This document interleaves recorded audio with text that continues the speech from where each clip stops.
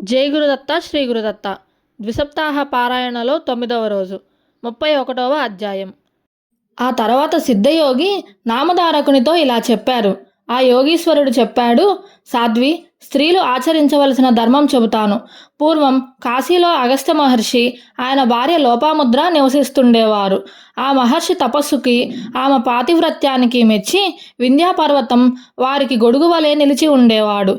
ఒకనాడు నారదుడు వింధ్యునితో, ఓ పర్వతరాజా, నీకు సాటి అయిన పర్వతం ఇంకొకటి లేదు. అయితేనేమి, నీవు మేరువుతో మాత్రం సమానం కాలేదు అని అన్నాడు.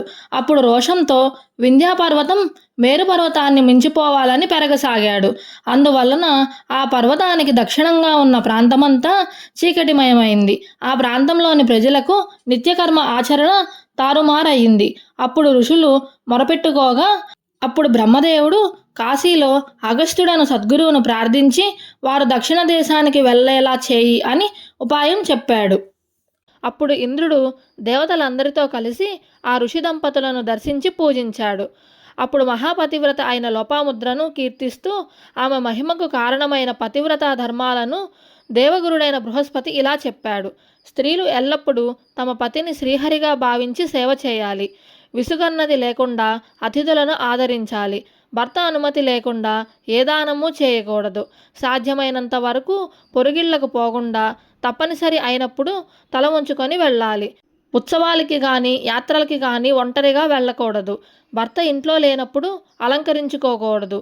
బయటకు వెళ్ళి తిరిగి ఇంటికి వచ్చిన భర్తను సంతోషంతో ఎదురేగి భక్తితో కాళ్ళు కడిగి తుడిచి విసనకర్రతో వీచి సేద తీర్చాలి. తరువాత ఆయనకు అలసట తీరే వరకు కాళ్ళు పిసికి తర్వాత స్నానం చేయించి ఆయన పాదతీర్థం తీసుకొని నమస్కరించాలి. అటు తర్వాత ఆయన చెప్పిన విధముగా వండి భోజనం పెట్టి అతని ఉచ్చిష్టాన్నే ప్రసాదంగా భుజించాలి. అటు తర్వాతనే తాను అలంకరించుకొని ఆయనను సంతోషపెట్టాలి. భర్తను నిద్రపుచ్చిన తర్వాతనే ఆమె నిద్రపోవాలి. మరలా అతని కంటే ముందు నిద్ర మేల్కొని ఇంటి పనులు చేసుకొని అతడు మేల్కోగానే అవసరమైన సేవలు చేయాలి. భర్తకు కావలసిన పూజా ద్రవ్యాలు తానే స్వయంగా సమకూర్చాలి. ఇంటిని శుభ్రంగా ఉంచుకోవాలి. భర్త సంతోషంగా ఉన్నప్పుడు తాను విచారంగాను, భర్త విచారంతో ఉన్నప్పుడు తాను సంతోషంగానూ ఉండకూడదు.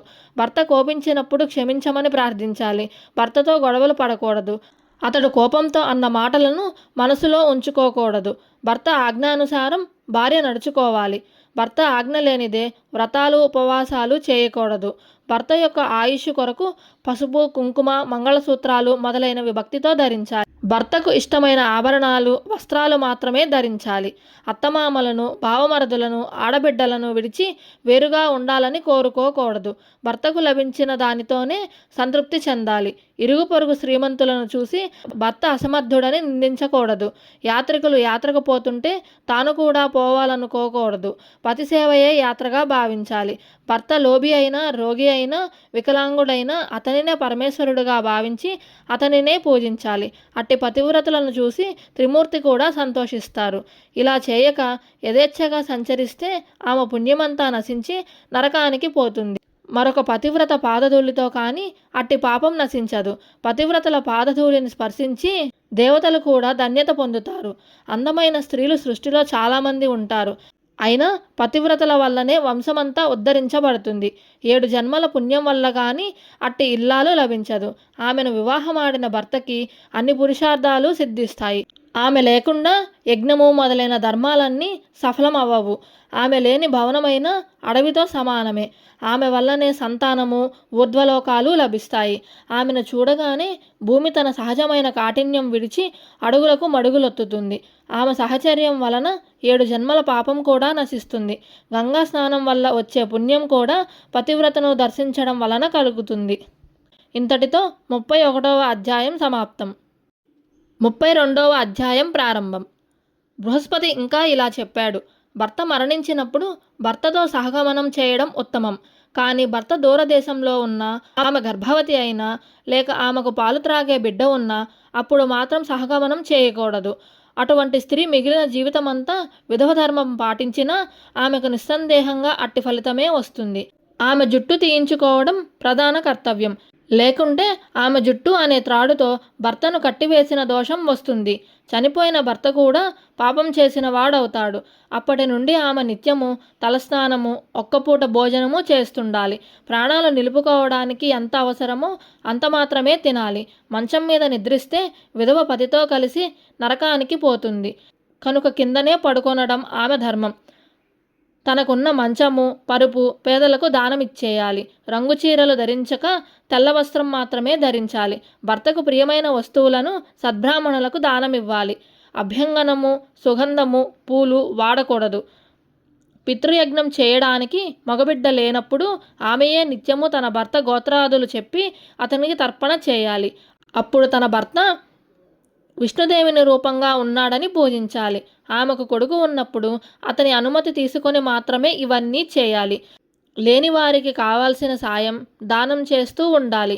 వైశాఖ మాసంలో జలదానం, కార్తీక మాసంలో దీపదానం, మాఘంలో నెయ్యి, నువ్వులు దానం చేయడం ఆమె ధర్మం.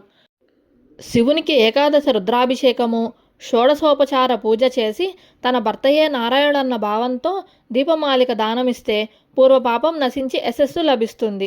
మాఘమాసంలో జలమే నారాయణన్న భావంతో స్నానం చేసి శివపూజ, అతిథి సత్కారము ఏమారకుండా చేయాలి. అదెలా చేయాలో చెబుతాను. వేద విధులకు పాద్యమిచ్చి, కాళ్ళు కడుక్కునేందుకు నీళ్ళిచ్చి, విసనకర్ర, పరిమళ ద్రవ్యాలు, దక్షిణ తాంబూలాలతో కూడా నూతన వస్త్రాలు, ద్రాక్ష మరియు అరటిపళ్ళు, ఒక పాత్రలో పానకము దానమిచ్చి తన భర్త పేరిట వారికి ఆవుపోసనమిచ్చి వారికి సాత్వికాహారం తృప్తిగా వడ్డించాలి. వారిలో ఎక్కువగా బయట తిరిగే వారికి గొడుగు, పాదుకలు సమర్పిస్తే అనంతమైన ఫలితం ఉంటుంది. ఇలా ఆచరిస్తే సతీ సహగమనంతో సమానమవుతుంది. ఆమె భర్తకు కూడా పాపం నశించి స్వర్గం లభిస్తుంది. బృహస్పతి చెప్పిన ధర్మాలలో స్త్రీలకు 2 మార్గాలు కనిపిస్తున్నాయి. ధైర్యం గలవారు సహగమనం చేయవచ్చు. కనుక అమ్మాయి, నీవు శోకం విడిచి నీకేది శ్రేయస్కరం అనిపిస్తే అలానే చెయ్యి అని చెప్పి ఆ యోగీశ్వరుడు ఆమె తల మీద హస్తముంచి ఆశీర్వదించాడు. అప్పుడు ఆమె యుక్త వయస్కురాలైన నాకు వైదవ్య ధర్మము ఆచరించడం కత్తి మీద నడక వంటిది. యవ్వనము, సౌందర్యము కలవారికి ఈ లోకంలో నిందలు తప్పవు. కనుక నాకు సహగమనమే మంచిది. అదే ఆచరిస్తాను. నన్ను ఆశీర్వదించండి అని నమస్కరించింది. ఆయన ఆశీర్వదించి, తల్లి, త్వరలో నీ భర్తను తప్పక కలుసుకుంటావు. నీవు ఇంత దూరం గురుదర్శనం కోసం వచ్చావు. కానీ జరగరానిది జరిగిపోయింది. కనుక ఇప్పుడు సంగమానికి వెళ్ళి శ్రీగురుని దర్శించి వచ్చి అటు తర్వాత కర్తవ్యం నిర్వర్తించు అని చెప్పి ఆ యోగీశ్వరుడు శవం తలపై భస్మముంచి ఆమెకు 4 రుద్రాక్షలిచ్చి వీటిలో 2 అతని మెడలో, మిగతావి చెవులకి పెట్టి గురుపాదాలకు అభిషేకించిన తీర్థం తెచ్చి ఈ శవంపై చల్లు, తరువాత సహగమనం చేయవచ్చు అని చెప్పి వెళ్ళిపోయాడు. అప్పుడు సుందరి నది వద్దకు శవాన్ని తాను అగ్ని పట్టుకొని శవం దగ్గరకు నెమ్మదిగా నడిచి వెళ్ళింది. అప్పుడు ఆమె యోగీశ్వరుడు చెప్పినట్లు శవానికి రుద్రాక్షలు అలంకరించి అచటి విప్రులతో, అయ్యల్లారా, నేను శ్రీ గురు దర్శనం కోసం వచ్చాను. కనుక వారిని దర్శించి వచ్చి సహగమనం చేయటం నా ధర్మమంతో వస్తున్నది. నేను వెళ్ళిరానా అని అన్నది. అప్పుడు ఆ బ్రాహ్మణులు, అమ్మా, సరే గాని సూర్యాస్తమయానికి ముందే అగ్ని సంస్కారం జరిగేలా మాత్రం చూసుకో అని అన్నారు. ఆమె అంగీకరించి శ్రీగురుని దర్శనానికి వెళ్ళింది. అచటి వారందరూ ఎంతో కుతూహలంతో ఆమె వెంట వెళ్ళారు. ఆమె సంగమానికి వెళ్ళింది. శ్రీగురులు కనిపించగానే ఆమె హృదయంలో అపారమైన భక్తి పెళ్ళుబుకి అక్కడ నుండే ఆయనకు సాష్టాంగ నమస్కారం చేసింది. వెంటనే శ్రీగురుడు ఆమెను నిత్య సౌభాగ్యవతీ భవ అని ఆశీర్వదించారు. వెంటనే అచటి జనంలో కొందరు తమలో తాము నవ్వుకున్నారు. వారిలో ఒకరు సాహసించి, స్వామి, ఈమె భర్త ఇంతకు ముందే ఇక్కడ మరణించాడు. అతని శవం ఇంకా శ్మశానంలోనే ఉన్నది అని అన్నాడు. అది విని ఆయన ఏమీ తెలియనట్లు, అలాగే, ఎప్పుడు ప్రాణం పోయింది? ఏమైనా సరే ఈమె సౌభాగ్యం సుస్థిరమవుతుంది. ఈమె భర్త ఎలా చనిపోయాడో మేము చూస్తాము. అగ్ని సంస్కారం నిలిపివేసి ఆ శవాన్ని ఇటు తీసుకురండి. మా వాక్కు ఎన్నటికీ వ్యర్థం కాదు అని అన్నారు. అందరూ ఆశ్చర్యపడి ఎంతో ఆసక్తితో ఆ శవాన్ని తీసుకురావడానికి పరుగున వెళ్ళారు. ఆ శవాన్ని అక్కడకు తీసుకువచ్చారు. వెంటనే శ్రీగురుడు ఆ శవానికి కట్లు విప్పించి దానిపైన కప్పిన గుడ్డ తొలగింప చేశారు. తరువాత తమ పాదోదకం తీసి ఆ శవంపై చల్లి తమ అమృత దృష్టితో తదేకంగా శవం కేసి చూశారు. అందరూ చూస్తుండగానే ఆ శవంలో కదలిక ప్రారంభమై మరుక్షణమే దత్తుడు లేచి కూర్చున్నాడు. సావిత్రి ఆనంద బాష్పాలు రాలుస్తూ జరిగినదంతా చెప్పింది. అప్పుడు ఆ దంపతులు ఆయనకు సాష్టాంగం పడి, మీరే మాకు దిక్కు, మమ్మల్ని ఉద్ధరించండి అని స్వామిని స్తుతించారు. శ్రీగురుడు వారిని ఆశీర్వదించి, సిరి సంపదలు, దీర్ఘాయువు కలిగి పుత్రులను కనండి. మీ దుష్కర్మలన్నీ తీరిపోయాయి, మీ దేహాలు పవిత్రమయ్యాయి. మా ప్రసాదం వలన 4 పురుషార్థాలు సిద్ధించి చివరకు ముక్తి కూడా కలుగుతుంది. మీరు ఇంటికి వెళ్ళండి అని అన్నారు. అది విన్న జనమంతా జయ జయ ధ్వానాలు చేస్తూ స్వామికి నమస్కరించి హారతులు ఇచ్చారు. కానీ అందరిలో ఒక ధూర్తుడు స్వామి ముందుకొచ్చి, అయ్యా, నాకొక సందేహం ఉన్నది. నొసట వ్రాత తప్పించడం ఎవరి తరమూ కాదని వేదశాస్త్రాలన్నీ చెబుతున్నాయి. బ్రహ్మవ్రాత నిజమైతే ఈ చనిపోయిన వాడు తిరిగి ఎలా బ్రతికాడు అని అన్నాడు. అప్పుడు స్వామి నవ్వి, బ్రహ్మ అనుమతితో మేము వచ్చే జన్మలోని అతని జీవితకాలం నుండి 30 సంవత్సరాలు ఈ జన్మకి మార్చాము. అంతేగాని విధివ్రాత అన్నది వాస్తవమే అని చెప్పి అతనికి దివ్య దృష్టిని ప్రసాదించి ఆ సత్యం దర్శింపజేశారు. నాటి నుండి శ్రీగురుని కీర్తి దశదిశలా వ్యాపించింది. సుందరి దత్తాత్రేయులు సంగమంలో స్నానం చేసి శ్రీగురుణ్ణి పూజించారు. అప్పుడే సూర్యుడు అస్తమిస్తున్నాడు. ఆ దంపతులను వెంట తీసుకొని శ్రీగురుడు తన మఠానికి చేరుకున్నారు. ఇంతటితో 32వ అధ్యాయం సమాప్తం. 33వ అధ్యాయం ప్రారంభం. నామధారకునితో సిద్ధయోగి ఇంకా ఇలా చెప్పారు. దత్తుడు, సుందరి ఆ రోజు అక్కడే నిద్ర చేసి మరుసటి రోజు తెల్లవారుజామునే స్నానం చేసుకొని శ్రీగురుణ్ణి దర్శించారు. అప్పుడు ఆమె నమస్కరించి ఆయనతో ఇలా అన్నది, స్వామి, నిన్న నేను శోకిస్తున్నప్పుడు ఒక యోగీశ్వరుడు వచ్చి నాకు దర్శనం ఉపదేశించి రుద్రాక్షలు, విభూది ప్రసాదించారు. ఆయనెవరు? ఆయన చెప్పినట్లు చేయబట్టే మాకింతటి మహద్భాగ్యం కలిగింది. మరలా వారి దర్శనం మాకెక్కడ లభిస్తున్నది అని అడిగింది. అప్పుడు శ్రీగురుడు చిరునవ్వులు చిందిస్తూ, అమ్మాయి, నీ పతిభక్తిని చూడదలిచి మేమే వారి రూపంలో నీ వద్దకొచ్చాము. మీకు రుద్రాక్ష మహిమను తెలియజేయడానికే అవి ప్రసాదించాను. వాటి మహత్యం వల్లనే నీకిట్టి అభయం లభించింది. మీరు మాకు ఆప్తులు గనక వాటి మహత్యం వివరిస్తాను. ఎటువంటి వారికైనా రుద్రాక్షలు ధరిస్తే పాపాలుండవు. 1000 రుద్రాక్షలు ధరించిన వాడు సాక్షాత్తు రుద్రుడే. వక్షస్థలంలో 108 ధరించిన వాడు సాక్షాత్తు కుమారస్వామితో సమానుడు. వాటికి పగడాలు, స్ఫటికలు చేర్చి బంగారంతో చుట్టి ధరించిన వారికి రుద్రలోకం ప్రాప్తిస్తుంది. రుద్రాక్షమాలతో జపం చేస్తే అనంత ఫలితం వస్తుంది. భస్మము, రుద్రాక్ష ధరించని వారి జన్మయే వ్యర్థము. అది ధరించి స్నానం చేస్తే గంగా స్నాన ఫలితం ఉంటుంది. ఏకాదశ రుద్ర మహామంత్రంతో రుద్రాక్షను అభిషేకిస్తే శివలింగాన్ని అర్చించిన ఫలితం ఉంటుంది. పూర్వం కాశ్మీర దేశంలో భద్రసేనుడనే రాజుకు తారకుడనే కొడుకు, మంత్రి సుధర్ముడికి సద్గుణుడనే కొడుకు ఉండేవారు. వారెంతో ప్రేమతో మసులుకుంటూ ఎట్టి ఆభరణాలు లెక్క చేయక రుద్రాక్షలు ధరించి శివారాధన చేసి గాని భోజనం చేసేవారు కాదు. ఓనాడు పరాశర మహర్షి రాగా భద్రసేనుడు ఆయనను పూజించి ఆ బిడ్డలిద్దరి విచిత్ర వైఖరికి కారణమేమో చెప్పమని అడిగారు. ఆ ముని, రాజా, వెనుక నందిగ్రామంలో మహాసౌందర్యవతి శ్రీమంతురాలు అయిన మహానంద అనే వేశ్య ఉండేది. ఆమె గుణవంతురాలు, స్వేచ్ఛాచారిణిగా జీవించక పెద్దల వలన సకల ధర్మాలు తెలుసుకొని దాన ధర్మాలు చేస్తూ జీవిస్తుండేది. ఆమె నిత్యము అలంకరించుకొని తన ఇంటనున్న మండపంలో నృత్యం చేసేది. ఆ మండపంలో ఒక కోడిని, ఒక కోతిని పెంచుతూ ఉండేది. వాటిని ఆమె వినోదం కోసం రుద్రాక్షలతో అలంకరించేది. ఓనాడు మహాధనికుడు, శివవ్రత దీక్షుడు అయిన ఒక వేశ్యుడు ఆమె ఇంటికి వచ్చాడు. అతనికి ఒంటి మీద విభూది, చేతులకు రత్న కంకణాలు, అతని చేతిలో సూర్యునిలా వెలిగిపోతున్న రత్నలింగము ఉన్నాయి. దానిని చూసి ఆ వేశ్య ఆశపడింది. అతడు ఆ వేశ్యను తనను సంతోషపెట్టగలిగితే ఆ లింగము ఇస్తానన్నాడు. ఆ వేశ్య అందుకు సంతోషించి 3 రోజులు పతివ్రతా ధర్మమును అనుసరించి అతనిని సేవించగలనని తన సఖి చేత చెప్పించింది. ఆ వైశ్యుడు ఆ మాట విని నవ్వి, కులస్త్రీ వలె వేశ్యకు అదెలా సాధ్యం అని విమర్శించాడు. అప్పుడు ఆ వేశ్య, నా విషయంలో మీకెట్టి సందేహమూ అక్కర్లేదు. నేను త్రికరణ శుద్ధితో ఆ 3 రోజులు పాతివ్రత్యం అవలంబించగలను అని చెప్పి ఆ లింగంపై చేయి వేసి సూర్యచంద్రుల సాక్షిగా ప్రమాణం చేసింది. ఆ వైశ్యుడు ఆ శివలింగం ఆమె చేతికిచ్చి, ప్రేయసి, ఇది నాకు ప్రాణంతో సమానం. దీనికి ఏదైనా అయితే నేను ఉరిపోసుకుంటాను అని అన్నాడు. ఆమె దానిని ఎంతో శ్రద్ధతో పూజించింది. ఆ ఇద్దరూ కలిసి ఆ రాత్రికి అంతఃపురంలోకి వెళ్ళాక అదేమి విచిత్రమో గాని నాట్య మండపం క్షణంలో భస్మమైపోయింది. ఆ కోతి, కోడి కూడా బొగ్గైపోయాయి. ఇరుగు పొరుగు వారందరూ కలిసి ఆ మంటలు ఆర్పుతున్నారు.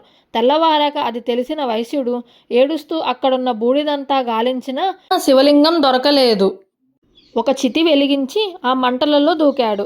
అతని వెంటనే వేశ్య నాదా అని కేకలు పెడుతూ సహగమనం చేయడానికి సిద్ధమయ్యింది. ఆమె బంధువులు ఆమెకు నీవు వేశ్యవి, ఇది ఏమి వెర్రి అని ఎన్నో రీతులు చెప్పి వారించారు. కానీ ఆమె వారి మాటలేవీ పట్టించుకొనక సూర్యచంద్రుల సాక్షిగా అతనితో పాతివ్రత్యం అవలంబించిన నాకు ఇదే ధర్మము. నేనిప్పుడు సహగమనం చేయకుంటే నా 21 తరాల వారు నరకంలో పుడతారు. నా ధర్మం నేను పాటిస్తే వారందరూ తరిస్తారు అని చెప్పి అగ్నిలోకి దూకబోయింది. వెంటనే శివుడు సాక్షాత్కరించి, సుందరి, నీ ధర్మగుణాన్ని పరీక్షించదలిచి నేను ఆ వైశ్యుని రూపంలో వచ్చాను. నీకిచ్చినది నా ఆత్మలింగమే. ఈ మంటపానికి నేను నిప్పు పెట్టి నీ పాతివ్రత్య గుణాన్ని పరీక్షించాను. నీ ఇష్టం వచ్చిన వరం కోరుకో అని అన్నాడు. ఆమె ఆశ్చర్యపడి భక్తితో నమస్కరించి, స్వామి, నాకు ఈ ముల్లోకాలలో ఎట్టి భోగమూ అక్కర్లేదు. నాకు ఈ సంసార బంధం తొలగించి శాశ్వతమైన శివసాయుధ్యాన్ని ప్రసాదించు అని ప్రార్థించింది. అప్పుడు శివుడు సంతోషించి ఆమెను వెంటనే కైలాసానికి తీసుకుపోయాడు.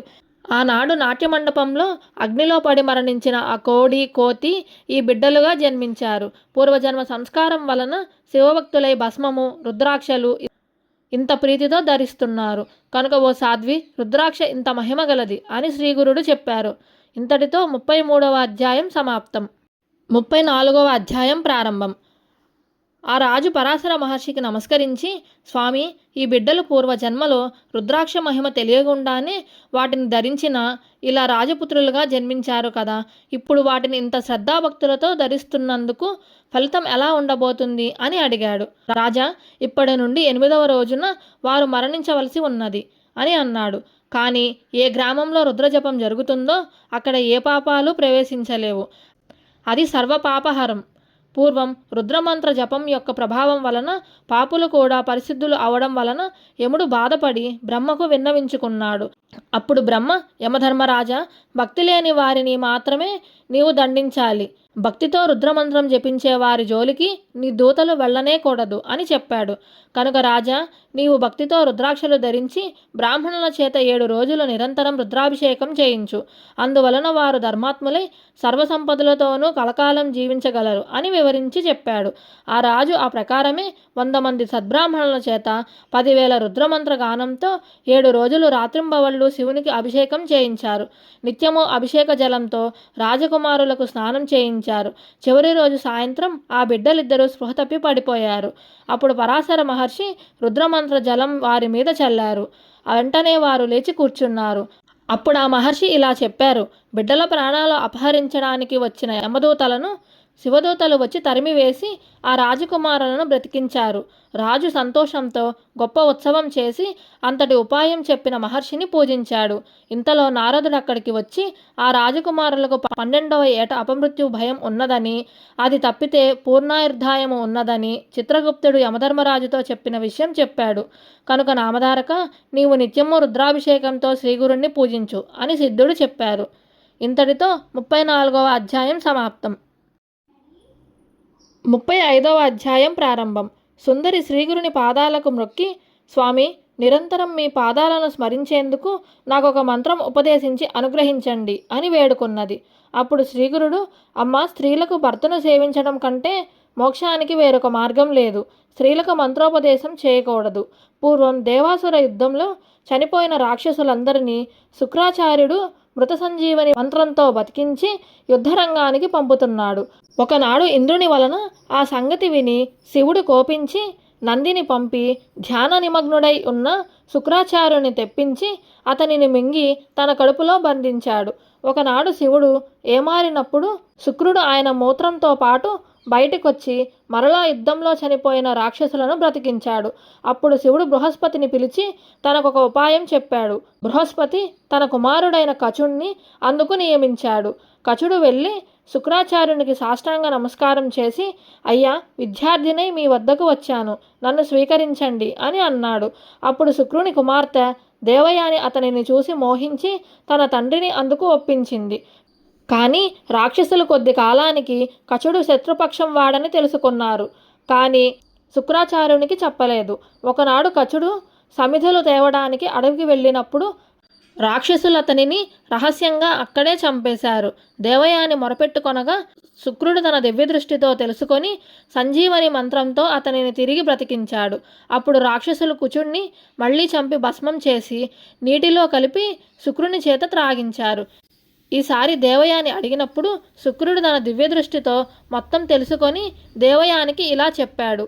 అమ్మ, ఈ రాక్షసులు అతనిని నా కడుపులోకి పంపేశారు. ఇప్పుడు కుచుడిని బ్రతికిస్తే నేను చనిపోవలసి వస్తుంది. అప్పుడు ఆమె, తండ్రి, నేను అతనిని వివాహమాడాలని ఎంతో ఆశలు పెంచుకున్నాను. అతడు లేక నేను బతకలేను అని అన్నది. ఆ రాక్షస గురువు, ఈ మంత్రం నాకొక్కడికే తెలుసు, ఇతరులకు చెప్పకూడదు అని అన్నాడు. ఆమె తండ్రిని, కుమార్తె అయిన నాకు ఆ మంత్రం ఉపదేశించు. కుచుడు బ్రతికి బయటకు రాగానే మరలా నిన్ను కూడా బతికిస్తాను అని అన్నది. అమ్మ, స్త్రీలకు మంత్రజపం తగదు. వారికి భర్త సేవయే విధించబడింది. స్త్రీలకు ఉపదేశించిన మంత్రం శక్తిహీనమవుతుంది అన్నాడు శుక్రుడు. దేవయాని అలిగి, అలా అయితే మీరు మీ మంత్రంతో సుఖంగా ఉండండి. కుచుడిని విడిచి జీవించలేని నేను మరణిస్తాను అని చెప్పి మూర్ఛబోయింది. వేరు దారి లేక ఆమెపై వాత్సల్యంతో శుక్రాచార్యుడు ఆమెను మేల్కొల్పి మంత్రం ఉపదేశించి తర్వాత ఆ మంత్రంతో కుచుడిని బతికించాడు. అప్పుడు కుచుడు శుకుని కడుపు చీల్చుకొని బయటకు రాగానే దేవయాని 3 సార్లు ఆ మంత్రం ఉచ్చరించి తన తండ్రిని బ్రతికిస్తున్నప్పుడు కుచుడు కూడా ఆ మంత్రం విన్నాడు. స్త్రీకి ఉపదేశించడం వలన 3వ వాడుగా కుచుడు వినిన కారణంగాను ఆ మంత్రం నష్టమైంది. కుచుడు శుక్రాచార్యునికి నమస్కరించి, అయ్యా, మీ కృప వలన విద్యలన్నీ నేర్చుకున్నాను. నా అభీష్టం నెరవేరింది. ఇక్కడుంటే నన్ను రాక్షసులు బ్రతకనివ్వరు. కనుక నాకు సెలవిప్పించండి అని అన్నాడు. అది విని దేవయాని ఏడుస్తూ, నా తండ్రి నిన్ను శిష్యునిగా అంగీకరించేలా చేశాను. నీకు ప్రాణం ఇప్పించాను. కనుక నన్ను వివాహమాడి నా అభీష్టం నెరవేర్చు అని పట్టుబట్టింది. కుచుడు, నీవు గురుపుత్రివి కనుక నాకు సోదరివి. ప్రాణదానం చేశావు గనుక తల్లివి. నిన్ను వివాహమాడదలచడం మహాపాపం. కనుక నన్ను వెళ్ళనివ్వు అని ప్రార్థించాడు. కానీ ఆమె కామవశమై, కృతజ్ఞుడా, నా సహాయంతో నీవు నేర్చిన విద్యలన్నీ మర్చిపోదువుగాక అని శపించింది. కుచుడు ఆమెను అసహించుకొని తనను అనవసరంగా శపించినందుకు ప్రతిశాపమిచ్చి వెళ్ళిపోయాడు. నాటి నుండి యుద్ధంలో దేవతల చేత పంపబడిన రాక్షసులు తిరిగి బ్రతకలేదు. ఇది తెలిసిన వారెవరూ స్త్రీకి మంత్రోపదేశం చేయరు. కనుక సుందరి, నీకేదైనా వ్రతం చెబుతాను, చేసుకో అని అన్నారు. ఆమె స్వామికి నమస్కరించి, స్వామి, మీ పాదసేవకు మించిన వ్రతమేమున్నది? అయినప్పటికీ మీ ఆదేశమే నాకు వేదవాక్కు. మీకు నచ్చిన వ్రతం సెలవీయండి అని అన్నది. శ్రీగురుడు ఇలా చెప్పారు. సోమవార వ్రతం. దానిని వెనుక సూతన మహర్షి సౌనకాది మునులకు ఉపదేశించాడు. సోమవారం నాడు రాత్రి మాత్రమే భోజనం చేస్తూ ఇంద్రియ నిగ్రహంతో ఉండాలి. ఆర్యవర్తంలో చిత్రవర్మ అనే రాజు తన ప్రజలను ఎంతో ధర్మంగా పాలిస్తుండేవాడు. అతడు సంతానం కోసం శివుని పూజించగా ఆయన వరం వల్ల ఒక కుమార్తె జన్మించింది. ఆమెకు సీమంతిని అని పేరు పెట్టుకున్నారు.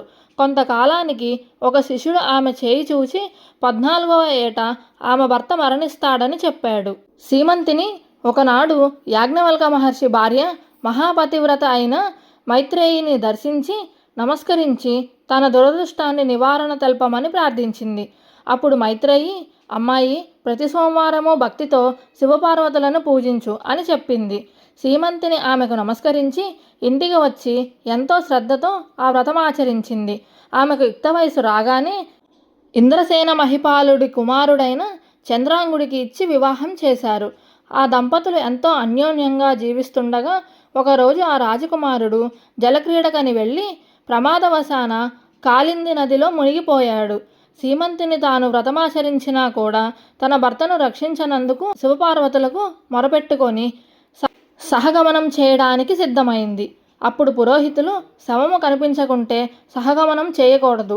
ఇంతకు అతడు మరణించాడో లేదో ఎలా నిశ్చయించగలము? కనుక నీవు వేచి ఉండాలి అని చెప్పారు. పుత్రశోకంతో ఇంద్రసేనుడు మతిస్థిమితం కోల్పోగానే దాయాదులు అతని రాజ్యం అపహరించి ఆ రాజదంపతులను చెరసాలలో పెట్టారు. చిత్రవర్మ శాస్త్రానుసారం 1 సంవత్సరము వేచి చూసిన తర్వాత తన కుమార్తెకు వైధవ్యం ఇప్పించాలని నిశ్చయించుకున్నాడు. సీమంతిని మాత్రం అంత దుఃఖంలోనూ తదేక దీక్షతో ఆ వ్రతం ఆచరిస్తూనే ఉన్నది.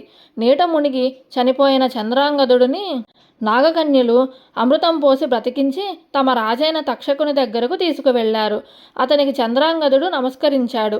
తక్షకుడు అతని వృత్తాంతం ఎరిగి సంతోషించి సకల భోగాలు అనుభవిస్తూ తమ లోకంలోనే ఉండిపోమ్మని అతన్ని ఆహ్వానించాడు. చంద్రాంగదుడు వారి ప్రేమకు సంతోషించి తన తల్లిదండ్రులు, తన భార్య తన కోసం దుఃఖిస్తుంటారని, కనుక తాను వెంటనే వెళ్ళిపోవాలని చెప్పాడు. అప్పుడు తక్షకుడు అతని చేత అమృతం త్రాగించి అతని భార్య కోసం ఒక పాత్రలో అమృతం ఇచ్చి అతనిని సత్కరించి తననెప్పుడు స్మరించినా ఆపదలో రక్షించగలనని చెప్పి పంపాడు. నీటి నుండి పైకి వచ్చిన చంద్రాంగదుని చూసి సీమంతిని ఆశ్చర్యపోయింది. ఆ రోజు సోమవారం. సీమంతిని తన పరిచారకులతో స్నానం చేయడానికి నదికి వచ్చింది. కానీ ఆమె మెడలో ఆభరణాలు, మంగళసూత్రాలు, నొసట కుంకుమ కనిపించకపోయేసరికి ఆమెను గుర్తుపట్టలేక చంద్రసేనుడు తక్షకుణ్ణి స్మరించి మారురూపం ధరించి రాజకుమార్తెని విచారించి, నీ వ్రత ప్రభావం వలన 3వ నాటికి నీ భర్త తిరిగి రాగలడు అని ఆమెతో చెప్పి మొదట తన తల్లిదండ్రులను కాపాడడానికి వెళ్ళాడు.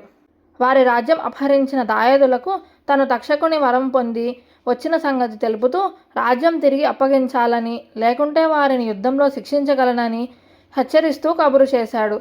నదిలో పడి మరణించిన చంద్రాంగదుడు తిరిగి వచ్చాడని తెలిసి దాయాదులు భయపడి రాజ్యం అతనికి తిరిగి అప్పగించి క్షమాపణ కోరారు. తిరిగి తమ కొడుకును రాజ్యాన్ని పొందడం అతని తల్లిదండ్రులు సంతోషించి అదంతా సీమంతిని చేసిన శివారాధనకు ఫలితమేనని గుర్తించి ఆమెను తీసుకొచ్చి ఎంతో వైభవంగా చంద్రాంగదుడికి పట్టాభిషేకం చేశారు. శ్రీగురుడు చెప్పినది విని దత్తుడు నమస్కరించి, స్వామి, పరమ పవిత్రము శ్రేయోదాయకము అయిన మీ పాదసేవ మాకు చాలదా? త్రిమూర్తి స్వరూపులైన మీ పాదస్పర్శ మాలో నిరంతరం జరిగేలా మమ్ము దీవించరాదా? వేరొక వ్రతం ఎందుకు అని అన్నాడు. శ్రీగురుడు, ఇది మా ఆజ్ఞ. ఈ వ్రతం చేస్తే గాని మీ సేవ మాకు అందదు, కనుక ఈ వ్రతం చేసుకోండి అని చెప్పి వారిని ఆశీర్వదించి పంపివేశారు. ఇంతలో తమ పుత్రుడు ఆరోగ్యంతో సుఖంగా గురు సన్నిధిలో ఉన్నాడని తెలిసి ఒడేనాథుడు అతని భార్య వాళ్లను చూడడానికి అక్కడకు చేరుకున్నారు. వారు శ్రీగురుని దర్శించి జరిగినదంతా తెలుసుకొని 1000 మంది బ్రాహ్మణులకు సమారాధన చేసి కొడుకు కోడళ్లను తీసుకొని స్వస్థానం చేరుకున్నారు. సుందరి దత్తాత్రేయులు శ్రీగురుడు చెప్పిన వ్రతమాచరించి కాలాంతరంలో పూర్ణాయువులైన కొడుకులను కన్నారు. చనిపోయిన ఒక వ్యక్తిని తిరిగి బ్రతికించి శ్రీగురుడు ఒక విధవరాలికి తిరిగి సౌభాగ్యం ప్రసాదించారన్న వార్త నలుదిక్కులకు ప్రాకిపోయింది. ఇంతటితో 35వ అధ్యాయం సమాప్తం. ఇంతటితో 9వ రోజు పారాయణ పూర్తయింది. జై గురుదత్త, శ్రీ గురుదత్త.